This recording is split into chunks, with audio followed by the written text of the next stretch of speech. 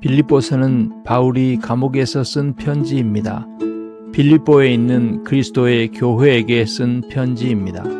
당시에는 편지가 원거리 의사소통을 위한 유일한 수단이었습니다.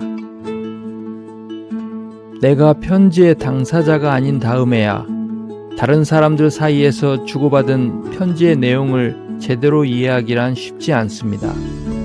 편지를 주고받은 두 진영의 관계와 상황을 이해하는 것이 필수적입니다. 성경의 편지들이라고 예외는 아닙니다.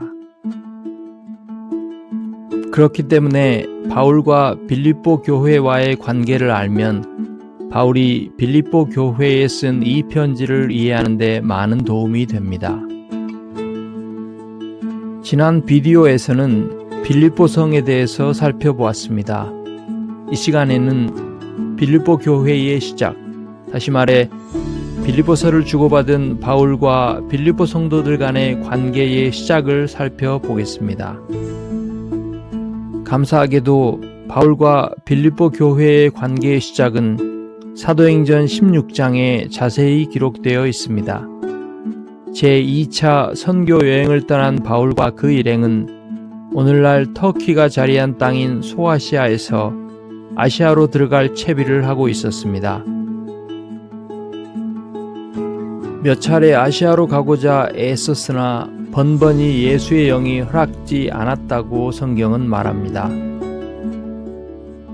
그렇게 드로아에 내려갔을 때 바울은 밤에 마게도냐 사람이 마게도냐로 건너와서 우리를 도우라고 촉구하는 환상을 보았습니다. 바울과 그 일행은 즉시로 마게도냐로 가기를 힘썼습니다. 하나님께서 아시아로 가는 대신 마게도냐 사람들에게 복음을 전하라고 부르신 것으로 그들이 결론을 내린 것입니다. 사도행전 16장 10절에 기록된 대로 이 대목에서 저자인 누가는 흥미로운 동사를 사용합니다. 한글 성경에는 이 동사가 인정함이라고 번역되었습니다. 여러 관련된 정황과 의견들을 가지고 논의를 통해 결론에 도달하는 것을 뜻하는 동사입니다. 여기서 우리가 주목할 것은 바울과 그 일행이 비몽사몽간에 하나님의 뜻이라는 것을 환상으로 받아 최면에 걸린 사람들처럼 갈 바를 결정한 것이 아니라는 것입니다. 또한 소위 하나님의 음성이라는 것을 들었다는 한 사람의 환상과 독단적인 결정을 따라 간 것이 아닙니다. 이 동사의 주어를 보십시오. 우리가입니다. 다시 말해 하나님의 특별한 인도와 더불어 그것을 거듭난 이성을 통해 이해하고 결론을 내리는 하나님의 뜻을 함께 분별하는 과정이 있었음을 의미합니다. 빌립보에 이르러 바울 일행이 가장 먼저 한 일은 유대인 공동체를 찾는 것이었습니다. 하지만 그곳에는 유대인 회당이 없었습니다. 당시 소아시아와 유럽에 흩어져 살던 유대인들이 자신들이 사는 도시에 회당을 세울 수 있는 조건이 남성 10명 이상이었던 것을 보면 당시 빌립보에 로마의 종교와 문화의 영향력이 얼마나 지배적이었는지를 짐작해 볼 수 있는 대목입니다. 바울이 어디를 가든 습관처럼 유대인의 회당을 먼저 찾은 이유는 예수가 곧 그리스도다. 다시 말하면 얼마 전에 십자가에 못 박혀 죽임당한 나사렛 사람 예수가 곧 하나님이 약속하신 메시아라는 그리스도의 복음의 내용 때문이요. 이 메시아 예언을 알고 기다리는 사람들은 다름 아닌 유대인들이었기 때문입니다. 사도행전 5장에 보면 예루살렘에서 사도들이 종교 지도자들로부터 능욕을 받고 더더욱 가르치고 전하기를 힘쓴 내용 역시 예수는 그리스도다는 복음이었습니다. 유대인이었던 바울은 회당이 없는 곳에 사는 유대인들이 안식일에 강가에 모여 기도한다는 것을 알았습니다. 그래서 바울과 그 일행은 안식일에 빌립보 성문 밖에 자리한 강가로 나아갔습니다. 거기서 이방인임에도 불구하고 유대인의 하나님을 경외하고 예배하는 루디아를 만난 것입니다. 거기서 루디아를 포함한 여인들에게 그리스도의 복음을 선포했고, 바울과 그 일행을 마게도냐로 인도하신 그리스도의 영께서 예수 그리스도의 복음을 듣는 루디아의 마음을 열어 주를 따르게 하셨습니다. 그녀만이 아닙니다. 루디아의 온 식구들이 예수를 그리스도로 믿고 세례를 받았습니다. 빌립보에서 처음으로 주님께서 자기 백성을 부르신 것입니다. 바울 일행이 큰 격려를 얻었을 것은 물론입니다. 하지만 그것도 잠시, 어느 날 바울 일행은 귀신 들려 점치는 소녀의 지속적인 방해를 받게 되었습니다. 참다 못한 바울은 이 소녀를 사로잡고 있던 귀신을 쫓아내었고, 이 소녀는 온전케 되었습니다. 하지만 이 세상에서는 선한 일이 항상 선한 결과를 가져오는 것은 아닙니다. 소녀의 뒤에서 점치는 일을 통해 이익을 취하던 잔혹한 주인이 바울 일행을 고소한 것입니다. 이로 인해 바울과 실라는 빌립보 감옥에 갇히게 되었습니다. 하지만 이마저도 하나님의 선하시고 전능하신 구원의 섭리였음을 우리는 잘 압니다. 어떤 사람들은 신자라고 하면서도 이런 일들을 일컬어 인생살이 세옹지마라고 하는 하나님도 없고 소망도 없는 사람들의 세계관을 담고 있는 무신론적이고 비성경적인 표현을 서슴지 않습니다.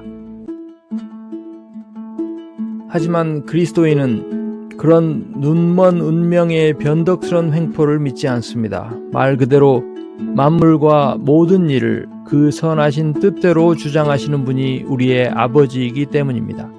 그런 말은 입에 담지도 않습니다.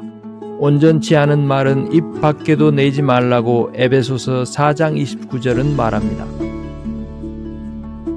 여기서도 하나님은 빌립보 감옥의 간수를 바로 이 순간에 바울 일행을 통해 구원하기로 작정하셨던 것입니다. 바울과 실라는 선한 일을 했음에도 그 일로 인해 감옥에 갇히는 신세가 되었습니다. 하지만 과연 그들은 감옥에서도 마음을 잃지 않았습니다. 자신들을 그곳에 갇히게 하신 분은 그 어느 누가 아닌 다름 아닌 하나님이신 것을 알았고 믿었기 때문입니다.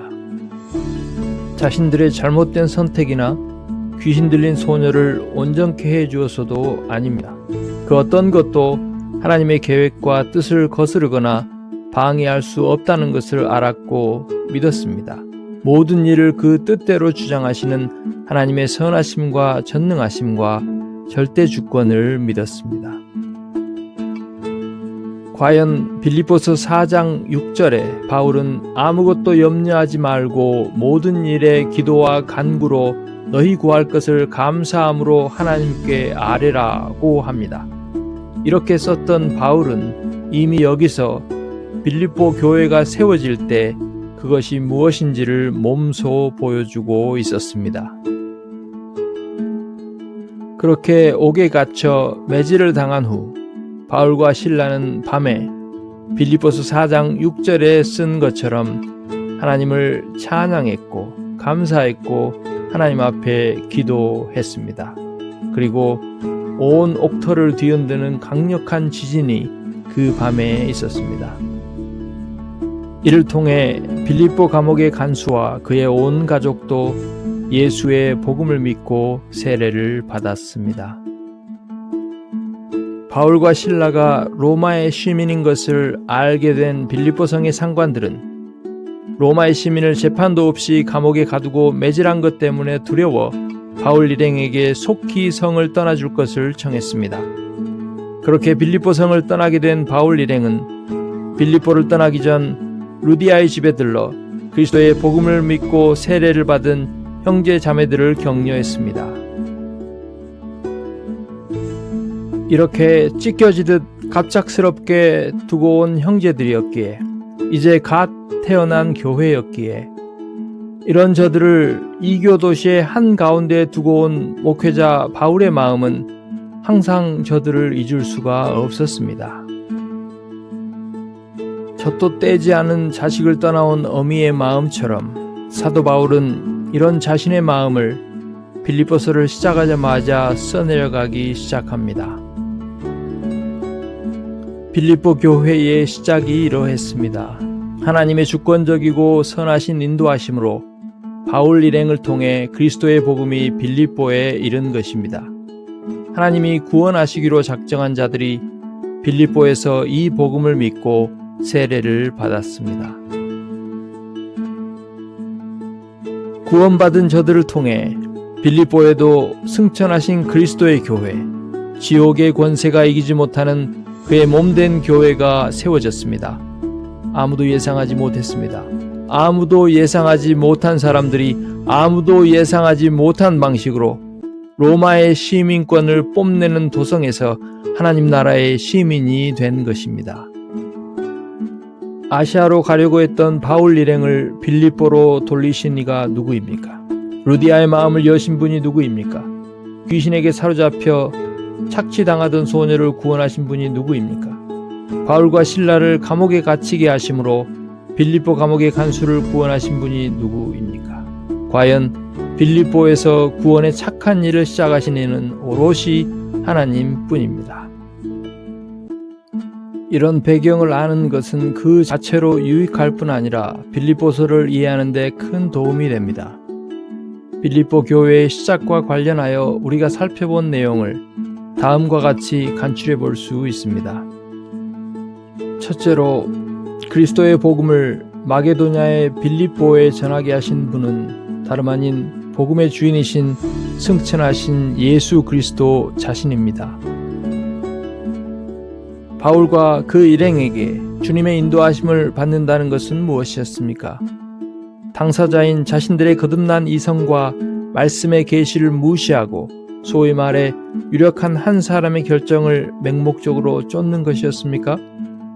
그리스도의 계시와 그 계시를 받은 그리스도인들의 합당한 이해와 분별과 기도를 통해서 이루어지는 것을 보았습니다.